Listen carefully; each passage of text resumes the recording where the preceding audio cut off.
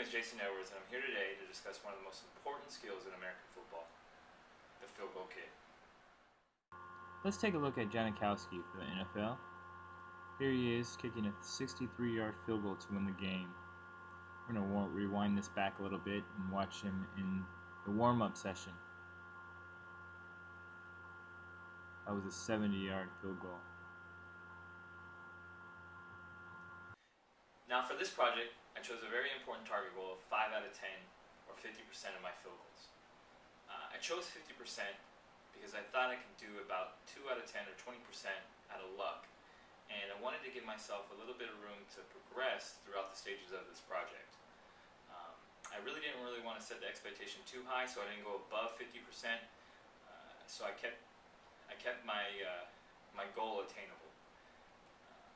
In the pre-trial, I actually hit 4 out of 10 field goals, or 40%, which was way better than the anticipated 20% that I thought I was going to hit, having no prior training whatsoever.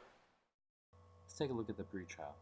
Keep a close eye on the off leg, as well as the speed of the kicking leg and the point of contact between my foot and the ball. As you can see that my foot actually hits the upper portion of the ball, which actually makes the ball trajectory not go as high. And also you can tell the wobbly of the off leg does not add any stability.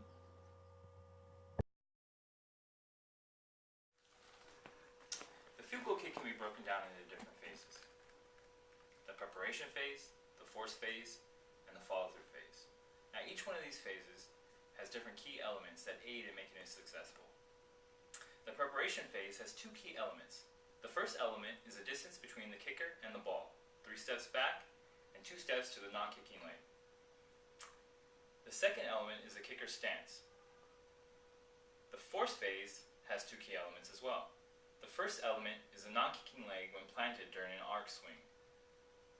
The second element is the point of contact between the foot and the ball. Lastly, the follow-through phase also has 2 key elements.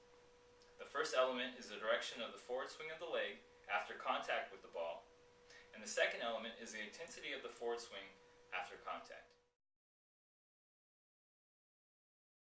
The 3 main errors I made during my pre-trial was 1, my inability to kick the ball in the right spot.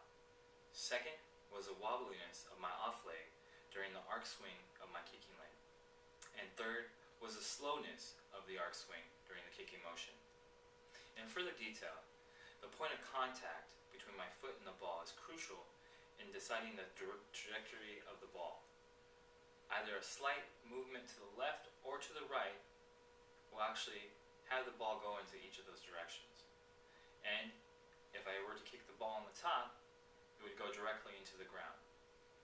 So rank number 1 would be the point of contact between my foot and the ball.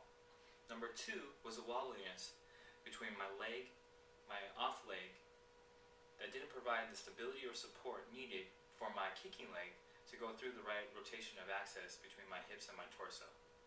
This didn't allow for the right type of trajectory for the ball to go straight through the uprights. And lastly was the slowness of my arc or kicking motion that didn't provide the right kinetic chain between the bigger muscles like the thigh down to the lower leg muscles to maximize the angular velocity. This resulted in a lot of kicks that usually didn't make it past the field goal line, and usually ended up going either to the left or to the right. Next, you'll see the drills used to try to correct the 3 main errors that was previously just discussed. The first one here that's coming up is the base lunge, which is trying to correct the wobbliness of the left leg. The next one is strengthening the right kicking leg for the velocity, the angular velocity. And the last is the point of contact. Lastly, you're going to see the best field goal kick in the post-trial. You're going to see 3 steps back, 2 steps to the off leg. You're going to see initial step with the off leg, a great off leg plant, and a full arc and a follow through. Here you go. Thanks for listening.